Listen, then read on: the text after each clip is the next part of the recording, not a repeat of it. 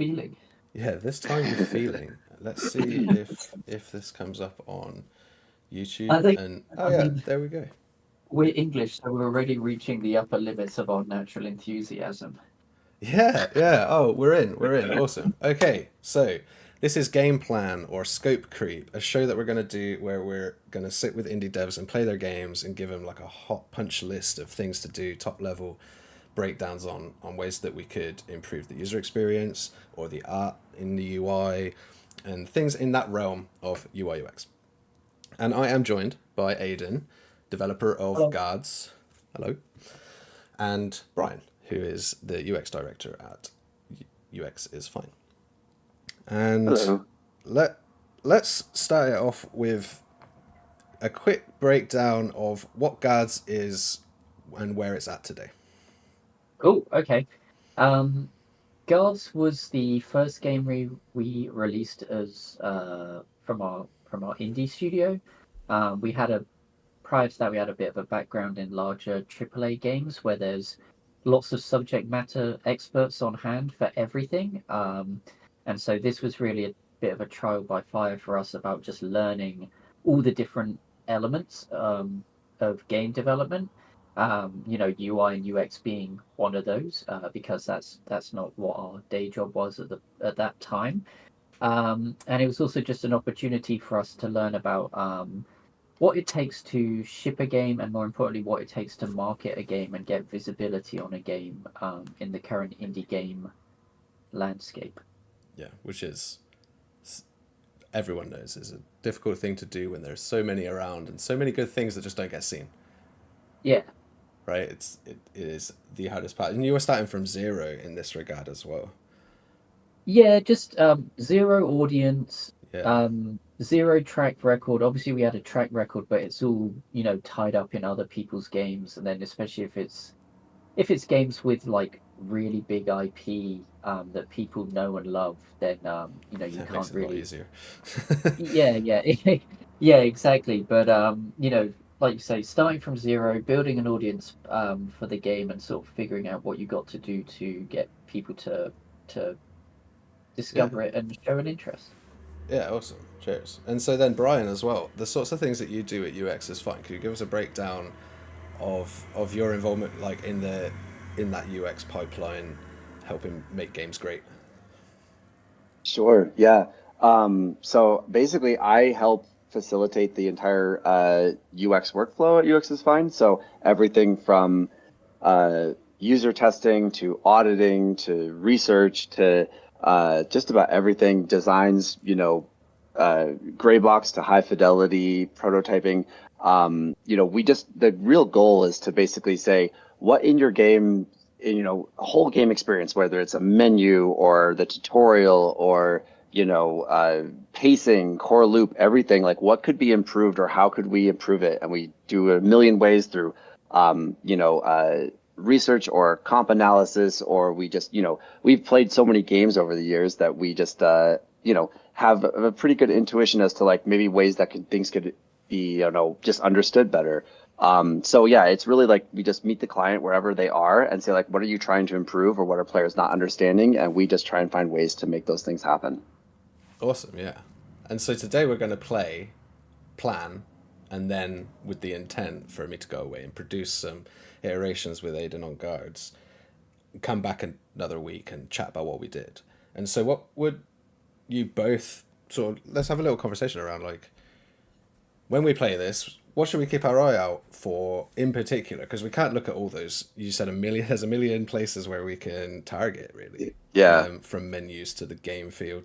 Aiden, the game's released, so Mhm. you have a lot of reviews. Is there an area you want us to like really focus on? I think there's definitely like a couple of areas that come up over again. One is that people really struggle with finding out how to host a private session.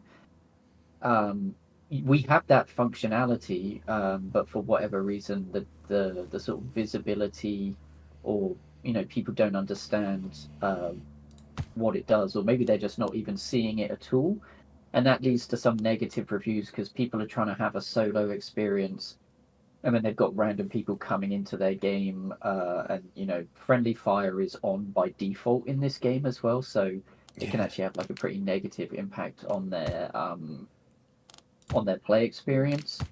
Um, Speaking uh, of hosting a mhm. game, I realised it would be fun to be in the lobby right now. Yeah, Yeah, that'd let's be jump in. All right. So, actually, from the get go, Brian, do you mm. want to try and host a game? See how that's. Sure. Let's see how easy this is. So let me go Which is why to the streaming main your menu. screen. And do you want me to stream this then? Yeah, go ahead. I'll jump over Okay. to your stream. Yeah. All right. So let's see here. Make sure I stream the correct thing. There we go. Okay. So to host, I assume I would click on play online. That would seem pretty intuitive there. Here we are, host game. Settings, player account. Okay. So if I just click host, looks like that seems fairly intuitive and fairly straightforward. So I'm going to try and join you now. I've got Cork's server. Okay. What's your Steam name? What's your Steam handle? Oh my gosh, I don't actually know, but I'm using Cork right now as the Cork, yeah, as my username. Cool. Does that Yeah. get me So there? it just uses Yeah. your name and says Cork's server. So I'm joining. Oh, okay, I'm perfect. joining up. Yeah. I was like, I've definitely changed that a few times. Yeah. God, it's been a Okay, while since I so played. now it's saying review mission at the war table, select a mission. So obviously, if the player had not played the tutorial, they wouldn't know, right, to press space to kick that open, but that's Oh totally yeah, okay. yeah. You played the tutorial. How was that actually? It was challenging because I wasn't sure. I mean, without getting into it too deeply, there were definitely some moments where I was taken by surprise. I didn't know exactly what to do, but we can kind of get to that as we go. We could run that tutorial again later. Yeah. Yeah. But here we are. So now I should be selected. Do you want me to just kind of go through what it's telling me to do basically and select a mission and then we go play? Yeah, let's go. Yeah, we can stop at any time you want to sit and chat about something that you're like, oh, Mm. this is one of those things that we Sure. should note down. But otherwise, Sure. we'll just play through a session and come back to the lobby. We land back in this Yeah. room at the end, and we can sit and chat as well. Great. Well, I guess maybe to start, can you speak to maybe what would the player's call to action be at this screen? Because when I'm looking at it, I'm immediately drawn towards the mega slums, right? Which is, I guess, where I'm supposed to be selected. I've got these other areas that I can sort of hover, and I can click on them kind of, but they don't really respond. They just sort of, do that. And I'm not really sure exactly what to do on this screen, to be perfectly honest. True. Okay, yeah. So this is our map screen. If you've ever played a game like Deep Rock Galactic or something similar to that, where Sure. you have like a biome, and then in the biome are different missions. That's kind of what we were going for here. So the different the different districts are our equivalent of biomes. So you've got the crypts and the outskirts, Right. and we wanted to have an element of player progression there, so that players can't just jump straight to the hardest biome. Hmm. And then on the left hand side, you've got the available missions in there. And then when you play a game like Deep Rock, you've got this two-state system where you click on the biome and then the biome populates with the different missions, and they've got their own icons and things like that. But we don't have that. We have like a mission list on the left hand side. Right. Okay, so if I were able to click on these, this would change what's being represented here on the left side. Correct. Yeah. Gotcha. So that's interesting. So maybe something to consider there would be, since you're trying to have it be progression based, is to not even have these at the top level for the first time through, because obviously I only have 200 money. And so they are kind of aspirational, be like, look, there's more content to come, but you could sort of have that be at a reveal moment where it's like, okay, I start in the mega slums. There's nothing to really worry about here. And I kind of learn to look over here as being a primary area, rather than kind of focusing on this stuff, which I can't even interact with or do anything with. Yeah, I think so the that hierarchy of it is exactly. Yeah. yeah. Yeah, I think we could probably do with delineating the different biomes as well with like different colors or something. Sure. so that you can at least, because when they're in a horizontal line, it kind of feels like they're all the same. Whereas if they were different colors and maybe slightly offset, the Mega Slums was down and to the right a bit, the Crypts could stay where it is. And if we were to push the outskirts up to that peninsula at the top, it might Hmm. reinforce that it's actually, Areas, you know, yeah, yeah, exactly. like represented by like Absolutely. their territory, if you like. Yeah. Mm, And then I guess actually looking Yeah. at the screen for the first time in a year, I'm like, because I've played this before, and so the select mm. mission bit on the left, it says select mission, but it's not immediately obvious that like that is an instruction. Maybe Yeah, I don't know. There's something about that yeah. left panel is obviously Hmm. lost. So Well, yeah, so this we're screen has sort of has some work that could be done. definitely, and we're reiterating. It looks like we're reiterating the information in two areas. So you've got the Intel and the Anarchy bar at the Hmm. top, but we're also reiterating it on the district banner Yes, as yeah. well. And then, Oh yeah, because that's thinking an about. interesting thing that if we played this game for long enough, it would get even, I suppose, Mm, even more confusing because then there's that Intel and Anarchy bar under each district once you start unlocking them, and they actually progress at different, depending on what you play. If you play mm, in one district over the other, their progress bars change. yeah. So there's some designs there too that are a bit. So for context, fill the if you fill the blue bar, you unlock the kingpin and you have to defeat the kingpin to like win the district. And if you fail a mission, the red bar fills, and when the red bar fills, the run is over. It's almost a little bit like a roguelike. But there's Hmm. definitely a lot of work that we could do to make that a bit more intuitive and easier for players to understand. Yeah, let's Yeah. play something. Let's play something. What are you feeling? Easy, normal, hard? Sure. Oh, I don't. definitely I would assume easy might be good. easy, Yeah. because Um. the game is Yeah. hard, and also if we're trying to talk at the same time, we're gonna struggle, I think. So. Sure. One other thing I just want to mention also, just to quickly comment on, this being red made me immediately assume that this is the hardest area of the three that Mm, are selected here. It doesn't feel like a selected state. It feels like the challenge referencing. So that's something to consider there. And then also, this is really helpful to sort of highlight these and see like, oh, okay, it's referencing that this would be the amount that would be changing. If I were to click on one of these, does this sort of stay hierarchically at the top in terms of like I click on this, but this doesn't change, only these change? correct. Yeah. Yeah. So Another thing yeah. that So happens is if you switch between the districts, because each district has its own Intel and Anarchy, if you click on Crypts, that top left, I believe, will represent whatever that one's currently at. Because you have to play like 3 or 4 missions, and it grows, right? And it's permanent for that district. So that top left will change depending on which district you select. gotcha. Which you'll see when Okay. we Okay. come back to this screen after a round. That will have been filled by the amount of whether you won or lost. Perfect. Okay. Yeah. All right, cool. I guess I'm just gonna go with the first one here, the top one, and we're gonna see what happens here. So cool. So now I guess head to the cart. Oh, we should get a weapon. Should we get a weapon? We should get Oh, weapons. should we get a However, weapon? I That mean, is a good we point. if we Would it be hadn't helpful to said get a anything, weapon? we would have deployed without it, right? Yeah, Which yeah. is No, I if mean, we carried on the flow let's here, see what if I didn't happens. This say, is what yeah, I'm in.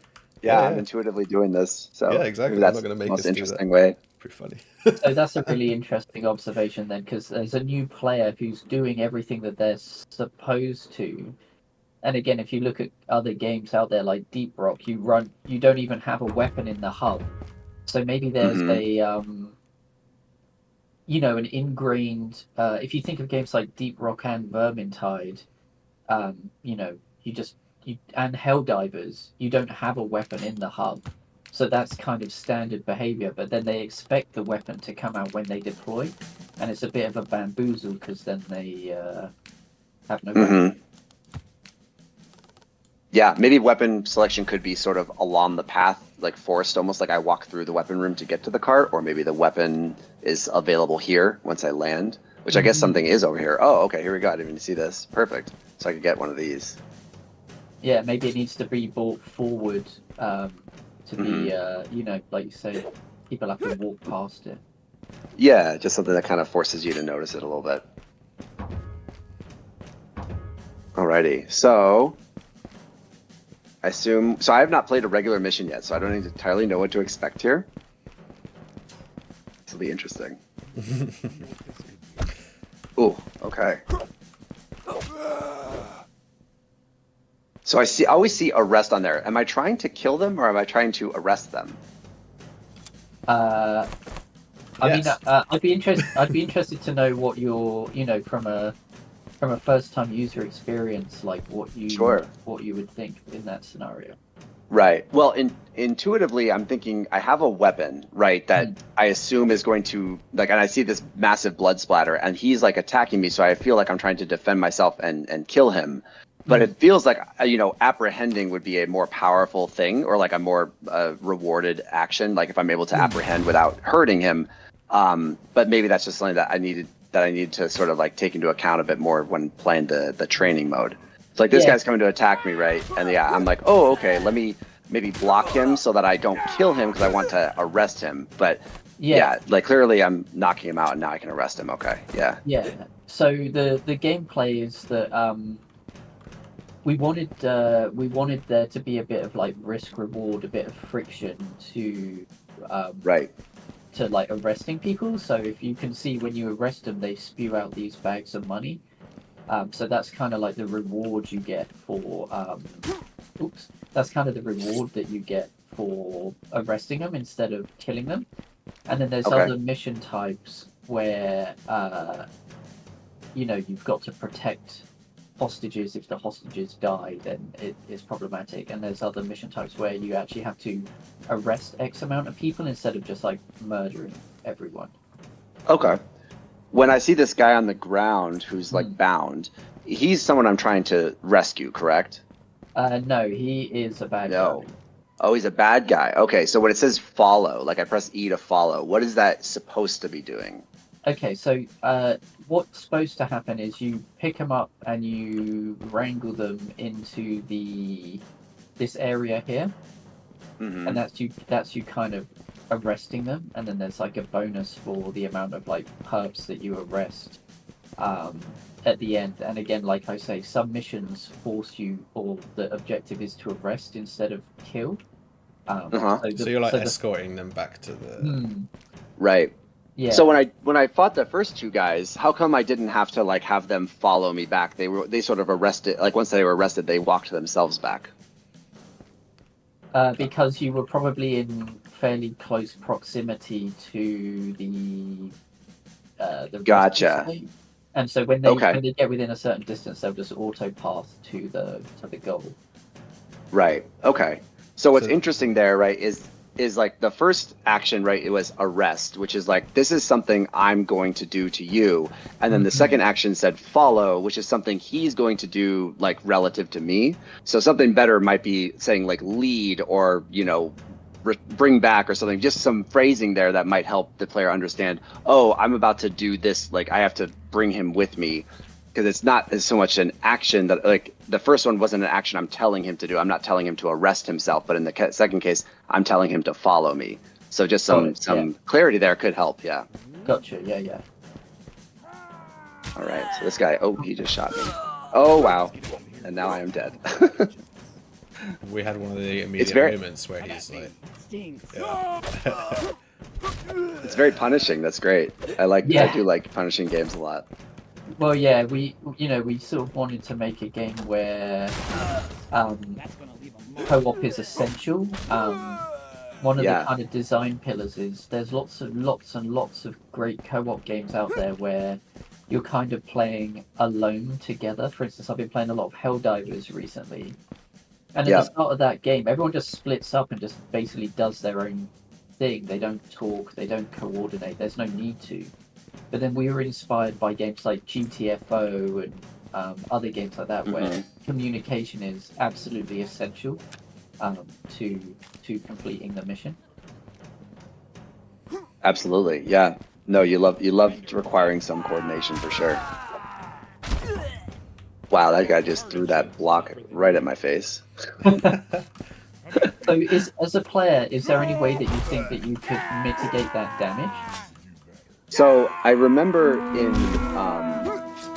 I think it was, I don't know if it was tutorialized, but when I pressed my right stick, I bring up like 3 shields, right, which looks That's like it right. helps. But then, as I'm holding it, right, I do see the shields go down as I get hit. So I'm like, okay, I can only block so many times. But at a glance, I was like, wait, is that my health or my like defense? Because if I don't block, then I guess I assume I would get like 1 hit, sort of knocked out, basically. And so, just to clarify, are you playing on gamepad as well? I'm playing with mouse and keyboard. Okay. I wasn't sure because I thought I heard you say, I wasn't sure if you said right click or right stick, sorry. Oh yeah, sorry. Oh yeah, right click to defend myself. Yeah, I do love that the Oh, sorry, was that you? No, oh, my bad. I do love that you have the arrows stick out of you over time. That's pretty great. Yeah. So, is there when it comes to mitigating damage, is there a reason to like? So I guess I can only block 3 times before I basically have to, like I have to deal with him, and if I don't, deal with him before I block 3 times, I'm kind of in trouble. Yeah. Yeah. Yeah. So is there a Yeah. Sorry, go on. Oh no, I was just gonna say that it feels like maybe, I mean, because obviously I will be blocking then like each time now to try and prevent damage. And so, it's like, is it something like it's not super clear, I guess, when I'm going to get my health back or how I'm going to like sort of be able to mitigate this the whole way through. Like right now, I'm still bleeding, like indication. How many areas can the player sort of feel like I have agency over survival, versus just, okay, I have to just sort of manage this shield aspect. Like, obviously my shields will go away, but then like they'll come back over time, just having the understanding of the systems and like when I get the power to sort of like influence the outcome again. Yeah. So the sort of goal was we wanted to avoid players just like running into the middle of the enemies and having like this infinite mega block where they can just sit there and tank damage. And so if you can block, oh gosh, you can. Yeah. I'm incapable of talking and playing at the same time. And so yes, you get. It's almost like a shield in Halo or something. But then in terms of getting health back, there's. We want people to interact with the world, so there's crates, and here, for instance, there's a health potion here, which is how you would get your health back. Okay. I don't know if, as a player, you were even aware that those crates were smashable. Like if you looked, yeah, they looked very magical, that's for sure. But that they had something in them to use, yeah, it was not immediately obvious. Yeah. So I did notice that. Yeah, it's like. You see the bouncy crate with the blue glow and then smashed it. Interesting. Yeah. I think the objective, like, we don't want players. We actually don't want players smashing up those boxes, but we do want them smashing up the brown ones. I guess maybe it's just years of playing. Yeah, years of playing video games has kind of just conditioned me to hit every crate I ever see. Oh, absolutely. Yeah. It's funny, yeah. When I hit a guy with like an axe here, right, and it kills him, I almost feel like I messed up in a way because it's like that's not maybe what I'm trying to do sometimes, versus trying to arrest them or knock them out and then arrest them. Is it because I'm using like the wrong weapon and like I should be using like something with blunt damage versus like piercing or something? Like, what would be the I want to feel like I'm playing the most optimal way, but also like but like I'm trying to succeed as well. So we actually have like multiple different damage types. Which again is like something that's not immediately obvious. When you look at the weapons in the weapon wall, we've got non-lethal, lethal, and deadly, and the difference is like non-lethal will never kill, Right. Lethal will just insta kill, and then deadly is it will knock them down first, and then if you continue to hit them when they're down, it will become lethal damage. So it's kind of like somewhere in the middle. Gotcha. Okay. Yeah, that's great. Knowing I did not notice that initially, but that does feel like a situation where, okay, I want to, maybe there's people. Are there people typically that I'm like, I don't care if I kill them, or am I trying to kind of arrest everybody? You don't want to kill hostages. Sure. and I you guess don't people want... who are enemies, yeah. Yeah, So, enemies, unless it's a mission that specifically states that you need to arrest people to win, Okay. you can kill everyone. Like I said, we wanted to make it kind of like for the completionists, who want to extract maximum value from the level. They're gonna try and arrest everyone. Absolutely.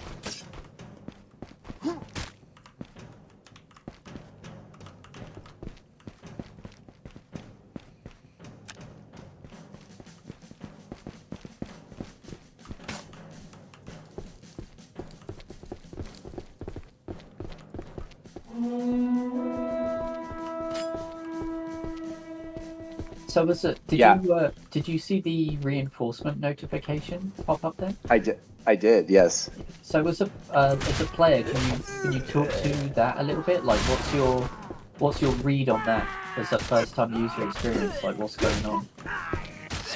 Well, it certainly seems like, okay, there will now be more enemies coming through, right? That's like inherently what you think.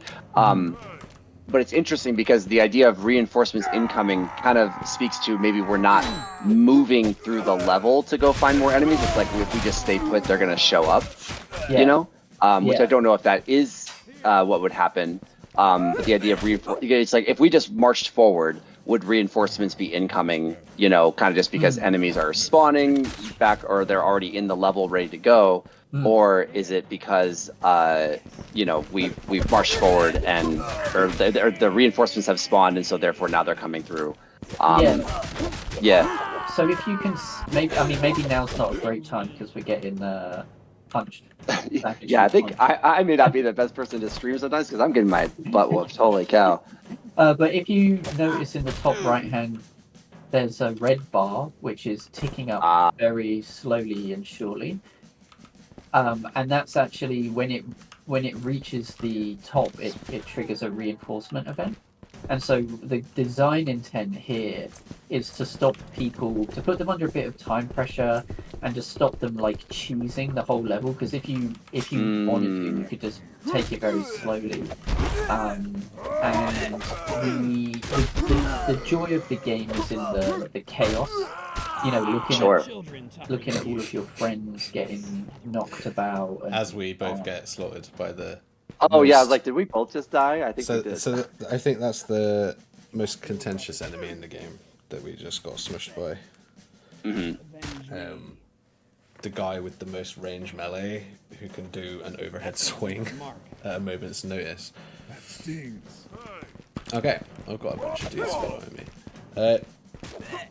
That's cool that you can get more than one guy with you. That's great. Yeah. And again, another not obvious thing or a thing that needs tutorializing in some way.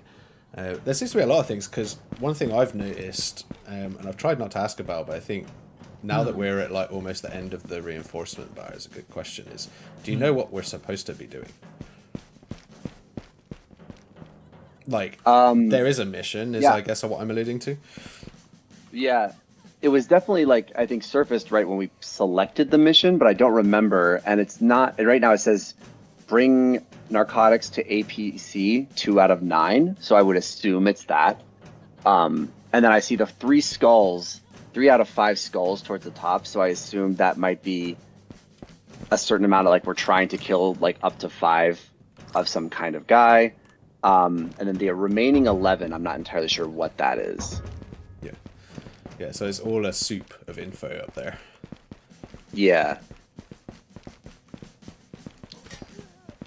While we're here, is there any? It's difficult to break it down and sort of give you an intent review while we're back in the hub because that stuff will be gone. So, the top. It's a very action-packed game, so it's very hard to like digest the UI and play it, stay yeah. alive. Yeah, Absolutely. I think that's what I'm finding. Yeah, and then also yeah, strategize it.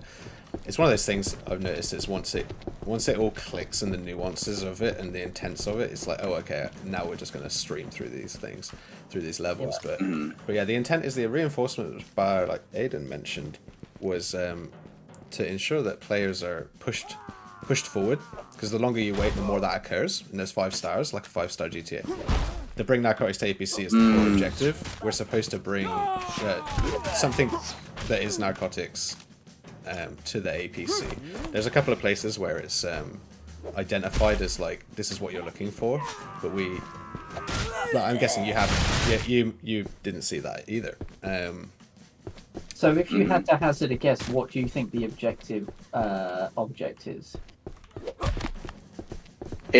I would assume it's, I guess, these boxes now that we've been talking about it. Although I don't know that I intuited that when we first started. Yeah, because we were just breaking them. Yeah. Yeah. Right. But I'm supposed to bring it back, like carry it without destroying it. Mm-hmm. Okay, gotcha. It's a bit of extraction. It is quite a journey back to the start with these. Yes. Yeah. Which is not necessarily a bad thing. I think something that I feel like maybe could help the combat a little bit, because I feel like I do, I want to succeed at the combat. Oops, I didn't mean to destroy the box once I got back here, but I totally did. Let me get counted anyways. Is that sometimes it's hard to tell like when an enemy is going to attack. Like a lot of games have a bit more telegraphing involved, simply because it will be very punishing if you get hit. And so it's like, it's up to the player to basically respond, but it's not necessarily obscured when the enemy is going to attack. You know, it's fairly obvious, but it is up to the player to respond every time. And if they get hit, they will be punished. Yeah. And I feel like a lot of the moments that I'm failing at is because I can't tell that the enemy is either within range or like is going to attack me, or it happened like so quickly I just wasn't able to respond in time. So I'm tempted to just sort of walk around with my shield up to make sure, okay, at least the first hit I'll know that I'm gonna block, and then once I block, then I can strike back. I say that as I'm getting totally my butt whooped from behind by this guy. Yeah, you need to have like almost like a sort of I don't know if you played Sekiro at all, or like, Metal Gear Solid with the exclamation mark over their head, or some sort of... Yeah, it doesn't have to be quite so, in your face in that way, but I do feel like I would get some more satisfaction out of being like, oh, okay, this guy's about to hit me, I'm going to block the hit, and now I'm going to strike back and, feel like I was smart or like I had good timing. Right now, I don't feel like I have a sense of like, what is the timing I need to use to be successful? It's kind of just, go ahead. Yeah, as a small studio as well, with we don't have an animator on hand. We don't have like an art team at all. We're not opposed to like UI solutions to communicate that information, because I'd rather have players see like an exclamation mark over their head and not be frustrated that they got killed, perceived in a way that they perceive as unfair, as opposed to like no solution at all. Yeah, in the absence of like artistic, animation solutions and things. Because that would be a great iteration, but not always available. You're saying. Typically in games, right, you'd have like a wind-up animation. They'd rear back, they'd pull their sword back, and then it would hold there for a few frames, and then they'd swing, and then they'd have that, and it's like that is doable. We can tweak those animations and put gaps in. But again, like as a small team, if it takes us a day to do that per enemy type, and there's 20 enemy types, it's like is it better just to put an exclamation mark over the head that's yellow, and then it turns red when they're about to the attack, right? Yeah, I think that could definitely help quite a bit, because then I will feel like if I get hit, it's truly my fault. I will feel like, oh, it's because I didn't react quickly enough, or I just didn't notice that he was there, ready to strike me. which, you know, a lot of the time the reason somebody might put down a game is simply because they feel like it's unfair or it's like frustrating in some way. Yeah. And so as long as they feel like it's fair, then they're more inclined to continue because they'll say, oh, okay, I feel like I can, you know, I have the ability to find success in this as long as I just, you know, pay more attention. I'm able to sort of gauge what's going on a bit better and read the room a little better. Yeah, exactly. Mm-hmm. Well, that's an army of arrests. That's a lot of Yeah. That's a lot of perps.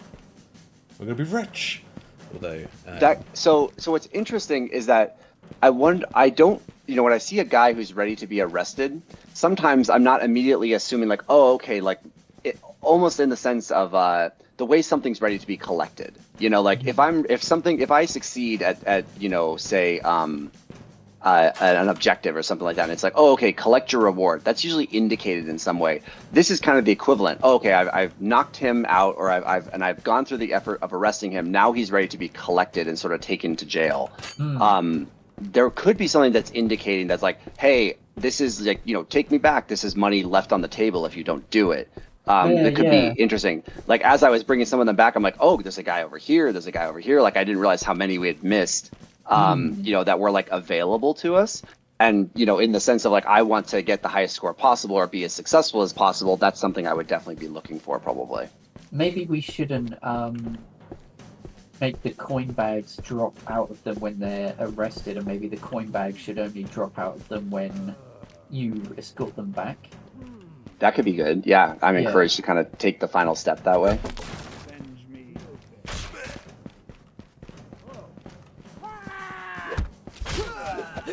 So that kind of little gameplay loop there was the like a perfect example of how we want players to play. So, you know, I waited at the door, you arrived, like Ren was closely behind us, and then you kicked the door, and then I sort of stuck my head around and you know, took out the gun. We took it very sort of slowly and a bit more of a considered approach. And so, how do you think that we might encourage players to play in that style when they come to a door? Yeah. I guess it's interesting. I would say, let me think here, because something that I've definitely come across here as we've been playing is I want to know how close somebody is to death. I've run into that a few times. Almost like I see somebody and he's coming at me, and I don't just want to wail on him for fear of like just killing him. You know, almost like I want to be like, oh, okay, you can almost imagine I'm a guard, or like I'm a police officer or somebody who's trying to subdue somebody because they're, you know, coming at me. It's like I don't want to, you know, hurt them. I don't want to like kill them, but it's like one hit, okay, you're still coming at me. Another hit, okay, you're still coming, and then one more hit, okay, now you're finally done. And it's hard to kind of tell what that threshold is of when they're gonna sort of give up and be like, okay, I acquiesce now, you know, I surrender kind of thing. Which could be helpful, because I see a group of guys, it's like some guy's standing ready to be arrested, another guy is still alive ready to come after me, another guy's, you know, just sitting there ready to follow. And sort of, you know, I guess it's hard to maybe gauge threat a little bit sometimes, versus like guys who are like, okay, yeah, I give up. You know, if I don't arrest this guy, he's knocked out, he's gonna wake back up and like come after me, right? Yeah. This guy looks dead, but he's ready to be arrested, ironically. But he looks like, you know, he's ragdoll basically on the floor, which is kind of funny. So the states of enemies, especially when like, oh, it's like this guy's almost done. He's almost ready to give up. Like one more hit and we'll get there. Could help just communicate, you know, what is expected of the player. Oh, okay, you know, one more hit on this guy, two more hits on this guy, and then like this guy's ready to be arrested. These guys are all good, you know, or good to go. I think that can help for sure. As I was sort of hearing your feedback, and you were saying that you don't know what state someone's in. I don't know why. I'm just sort of thinking out loud, but a little part of me kind of likes that as a designer, like that. You don't know. That's cool. Yeah. You kind of don't know, But on the one hand, I can see why it's frustrating because it basically distills everyone down to a threat that needs to be cleared. And no clear And so, hierarchy, except for, I guess, yeah, you got so few health that everything is an immediate threat at that point. exactly, it's like if in the Right. absence of perfect information, you just have to assume that everyone's a threat, and then when the dust settles, kind of deal with it. Which I don't know if that's necessarily a bad thing. Like I say, it's like Right. I'm still struggling to understand the like where my design thinking is on that one. Because it does feel quite thematic, but we also do want to improve the target prioritization. So if there's 3 enemies running towards me and I know one is one shot, I'd obviously want to focus on him. And it's like now we've got 4 or 5 guys in red shirts, and some of them are subdued, and some of them are very, very not Yeah. subdued. And while I'm bringing that group back, there's occasionally a guy who's gonna pop out and attack me because he hasn't been subdued and he hasn't given up, and he's me having 10 guys is not gonna deter him at all. Maybe It's a bit of like, are we angling more towards like some thoughtful challenge versus like some input challenge, right? Because right now I do feel like sometimes the way to be the most successful is not to be tactical, it's just to sort of be spammy with my attack, just to make sure, okay, I just got to wail away at these guys in order to survive, and then once, like you said, once the dust settles, I'll arrest whoever isn't dead. And there can be moments like that, but there's definitely times, especially when it's like a one-on-one guy, where I feel like I should be sort of rewarded for not just spamming away. And that's kind of where the intentionality behind, if you think about a moment-to-moment gameplay of something like a Dark Souls or just anything that's a bit more methodical, where it's like, I want to dodge, and then I want to parry, then I want to attack, then parry, and you don't have to go that deep. But if you want a player to feel like they're making intelligent decisions, it usually involves a bit more thoughtful challenge and not to reward them for just flailing away. So maybe they can block a little bit, for example. Like if I just wail away, they're just going to sit there and block, and it's not going to be successful, and as soon as I stop, they're going to hit me or something like that. It could take maybe a moment to get to bring my guard up, so I have to like think a little bit when he's going to swing, and then I bring up my guard. If I time it right, now he's vulnerable, and now I can hit him and actually subdue him, which is what I want, versus killing him, right? If I just wail away, maybe he just dies. But if I'm able to sort of get him into a prone state or like a stagger or something like that because I blocked or parried at the right time, now I can arrest him, I can knock him out because he's available that way. Then I feel like I'm playing smart, like I'm being rewarded for playing smart. Yeah, exactly. Another one is, I've noticed that as we've been playing, we've kind of got spread out, which is good. That's that's what we want. We want players to sort of get their forces split up. But so with your first time user experience hat on, how do you know when one of your teammates is down? Yeah. I don't know that I've noticed, because I've always been the one to die, and I haven't actually been able to get around to the point that I've had to do any rescuing, to be perfectly honest. Okay.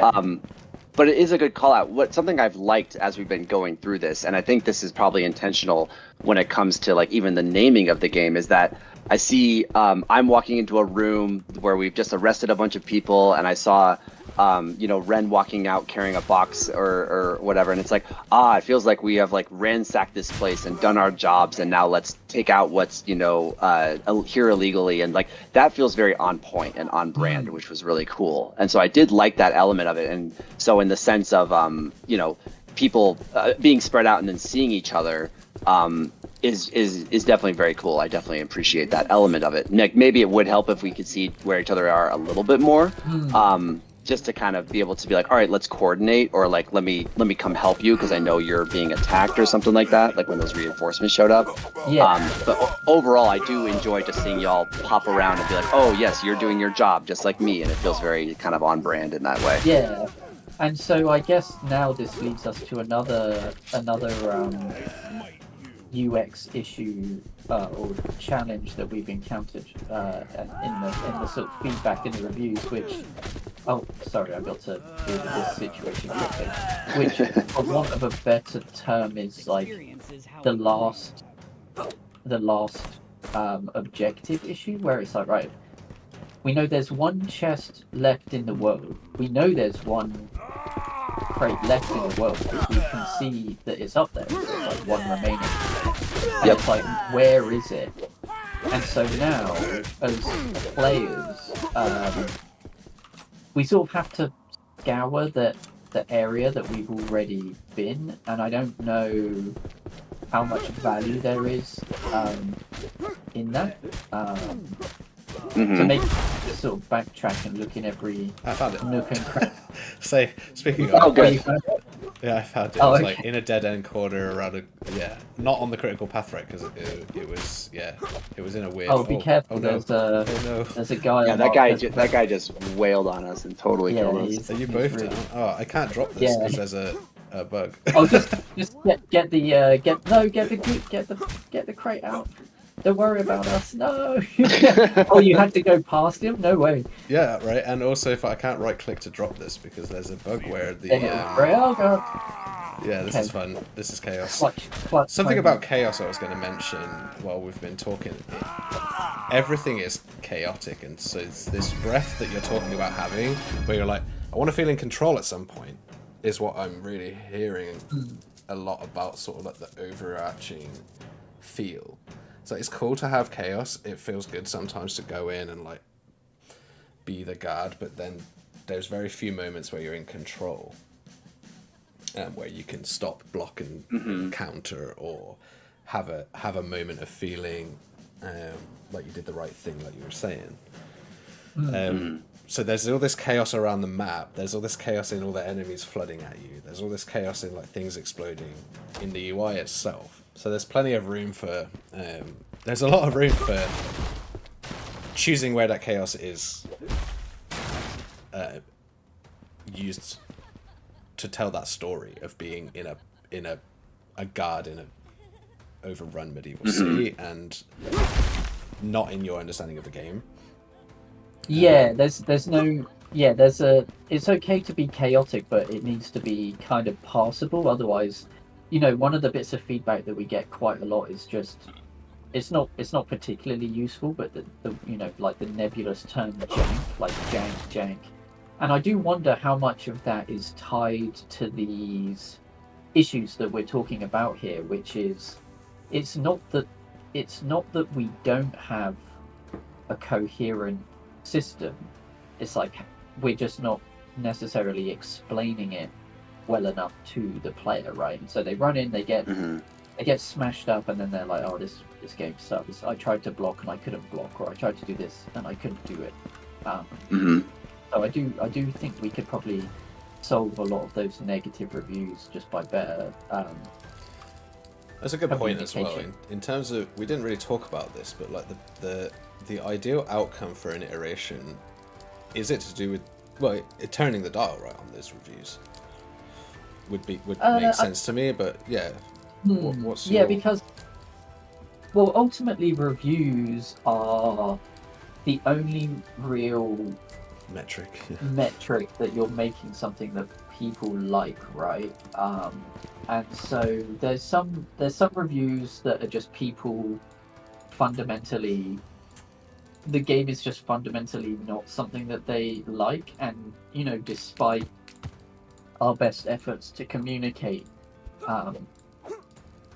so here's a great example, right? We call out that the game is a co-op game. If you, in the Steam page, there's a big banner that says co-op. We talk about co-op everywhere. We talk about co-op in the front end. When you try and start a mission, for instance, if me and Ren were to leave this session now, and you were to try and start a mission, it would actually come up with a dialogue box that says, hey, this is a co-op game. It's going to be really hard if you try and play it solo. And yet, despite that, we still have people getting mad that it's really hard solo. And so that would be, if you've got any ideas of how to solve that one, I'd love to, that would be a huge one that I'd want to solve It is more because fun with friends, is what we see. What you're saying, you see it in is the reviews. Right. it is, but I'm kind of I thought that we were over communicating that, but evidently there's still a misconception there. And some reviews are like, "Hey, I know it's for co-op, but I should be able to play it solo, so I'm gonna judge it as a solo experience." But then again, just thinking out loud, how much of their frustration in the solo experience is derived from all this stuff that we've just been talking about, like not knowing about enemy states, not knowing about, when are reinforcements coming, why are reinforcements coming, why you're taking Right. damage. So maybe that will solve that problem. And then, to answer your question, Rain, like, yeah, I think reviews are the most important metric, because ultimately that's the only variable we know, that if it goes up, we know that we're making the game better, and if you make the game better, everything else will follow suit, right? Hmm. No, absolutely. I mean, a way to, I guess, consider that is that whether it's single player or co-op, those things we've identified in there would probably help in both cases. And as opposed to making the game easier to play single player doesn't necessarily solve those issues. So it might just be worth it to try and tackle those first, to see if it just improves, like you said, the single player experience as a whole, in addition to the multiplayer experience. Something you had mentioned that I wanted to also bring up that you said earlier about how can we facilitate the players playing the right way, kind of like when we came to that door and it's like, yes, that's how we want you to play because we think that's the most enjoyable, is again just rewarding that kind of play.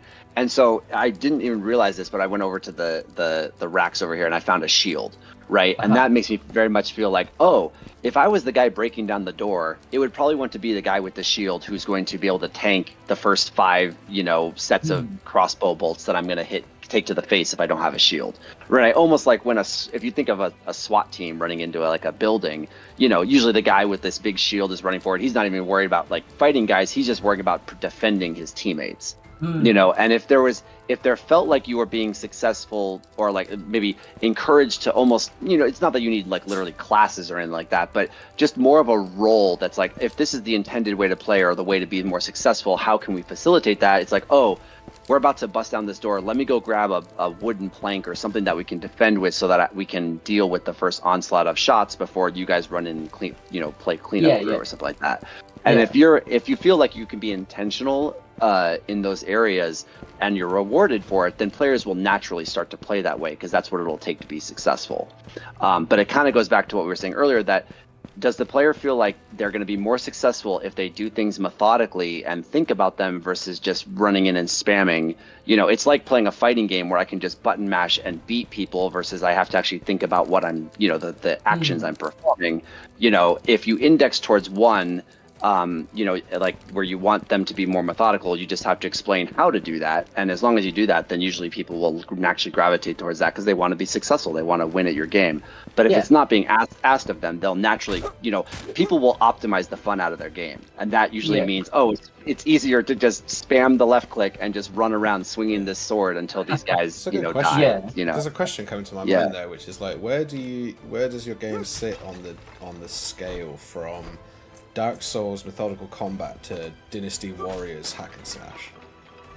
That's a great question. I think it's kind of like a fool's errand for us to try and go down the Dark Souls route, just because those games are like master crafted in terms of like the animation. There's someone who can complete Sekiro just from playing it through the sound cues. They can play it blindfolded. And it's like, even if I had all the money and all the super talented devs in the world, I still couldn't make a game like that because they've been iterating on that formula for like 20 years. From software, at this point. Yeah, exactly, right? And so I don't think that's a road we can and should go down. And we want it to be fun, right? And the best evangelists, or like the best what's the word I'm looking for, the best ambassadors for the game, ambassador, exactly, for this game is like those Twitch clips of a group of friends who are hanging out in the hub, and one of them kicks a door into his girlfriend, and she just like collapses laughing. Like that sort of humor. Just watching people play with their friends, watching them kick a door into their friends, or then miss a bad guy and pin their friend to the wall. Like that's something that we can do, and it's something that's also fairly thin on the ground in games in general. That sort of like emergent chaos humor side of things. So I'd wanna go more in that direction. I think It's good to know. It's definitely important to know in the context, because it's like some of the chaos there is warranted, and so how can you clean up all the edges, and things like state are still going to be important in that regard, because you still well, we spoke about a lot of things, I think, in that while we're actually playing around well, these red guys are good to go, these red guys aren't good to go. You're parsing so much information all at once, and the chaos is building up as you play. And then the directions of the missions aren't super clear, so you're already on a foot back when you're trying to succeed at the goals and stuff. So there's loads of places that we can fix it, but in the interest of we're almost at 1:45, which puts us at an hour. I want to wrap up with something that gives us all sort of a light towards what we could do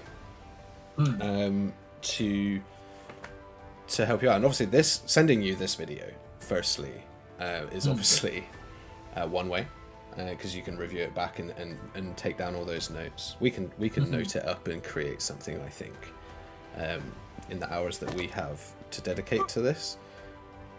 What do you think about that, Brian? It's going back through this video ourselves and sort of like just breaking it down into actions. Yeah, I think kind of what you said. If we do that, then the places we probably identify would be things like enemy states, player feeling like they can understand what's about to happen and how to respond to get the best result. And like you said, like not necessarily that we need to go all the way to Dark Souls, because that's been very crafted, but you could look even at a game like Dead Cells, for example, which gets very chaotic very quickly. But I always feel like I am in control of the outcome. And that's simply because there's a quick, exclamation point above the enemy's head, and then they take, half a second before the attack occurs. So if I'm still standing there and I'm not blocking, or I don't dodge out of the way, it's 100% my fault. And I feel that, the results of that. That just feels very fair. And I think angling towards something that feels very fair, where the player can understand how to succeed and what success looks like, and if they don't succeed, they know why, would really help just the communication of the moment-to-moment gameplay quite a bit. And that's probably something I would definitely index for in reviewing this. Yeah, we also have the benefit of, because this is out already and we have like a fairly bedded-in review score now, it's at any one time we ride this perfectly fine line between mostly positive and mixed on Steam.